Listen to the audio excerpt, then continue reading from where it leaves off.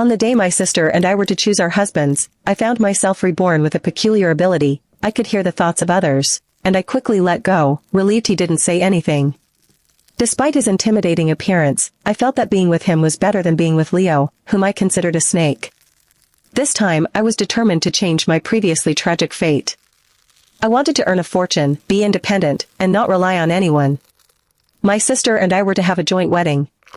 In my previous life, we had also held it around this time. Back then, Finn hadn't attended the ceremony, while Leo had arrived bright and early. Everyone remarked that he was the more considerate husband. As expected, this time was no different. Leo, dressed in a white suit, rushed to sweep my sister off her feet as he passed by me. She looked back with a smug expression. "Samantha, why didn't Finn come to pick you up?" I merely smiled.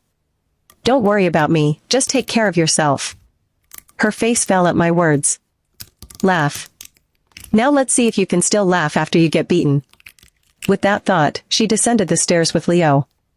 But it was too early to say anything. Who would end up laughing last was still uncertain. Finn's absence from the wedding led to much gossip, just like in my previous life, and we both received judgmental glances. My sister was even more delighted, eagerly telling Leo, "I love you, Leo." Then she kissed him, her lips glistening as she turned to stare at me.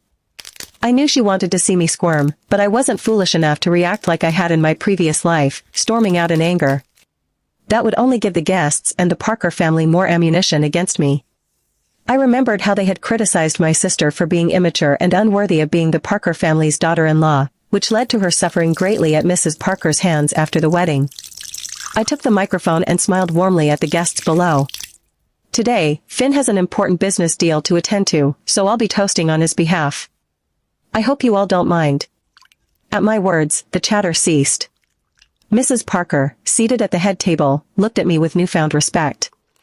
The Parker family was powerful and valued reputation above all, so as a daughter-in-law, I had to maintain my composure and act like a proper hostess. My sister noticed Mrs. Parker's gaze, and her eyes flashed with anger. "How disgusting. I'll make sure you embarrass yourself during the tea ceremony." Honestly, I found it quite beneficial to hear thoughts. It was like having a golden ticket that made everything easier. When it was time for the tea ceremony, I gracefully lifted my dress and walked toward Mrs. Parker. My sister was fixated on me, silently counting 1, 2, 3, but I sidestepped to grab the tea, causing her to stumble and fall, soaking herself in the process.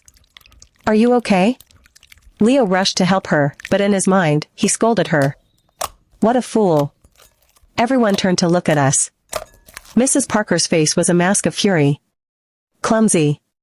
Do you even have the demeanor of a second daughter-in-law of the Parker family?" I'm sorry, Mom. I didn't mean to." My sister quickly apologized, though her eyes betrayed her resentment. If I were her, I wouldn't act out this time. I would just live my life quietly. But since she didn't want me to have an easy life, I certainly wouldn't hold back either.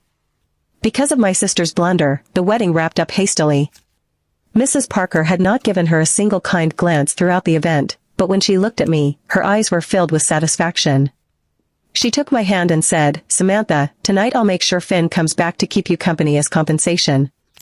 As expected, Finn did return that evening.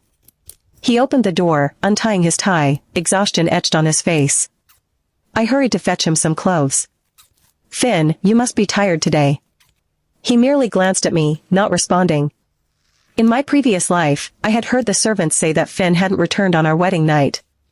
My sister had been left alone in the bridal chamber, becoming the laughingstock of everyone. When she complained to Mrs. Parker, she was scolded for not being able to hold on to a man's heart. As Finn took a shower, I prepared the bed and brewed some tea. Then I tidied up the sofa, planning to sleep there alone. When Finn emerged, he looked surprised at the sight. I quickly said, "You take the bed. I'll sleep on the sofa." "Samantha, are you playing hard to get?" He narrowed his eyes at me, his bathrobe slightly revealing his chest, droplets of water glistening on his skin. I had to admit, he had a great physique. I quickly averted my gaze. "No, it's just that we don't have any feelings for each other, and sleeping together would be awkward for both of us. If possible, I'd like to collaborate with you." "What do you mean?" "After all, this is just a marriage of convenience." Many couples in similar situations live separately and just pretend to be together.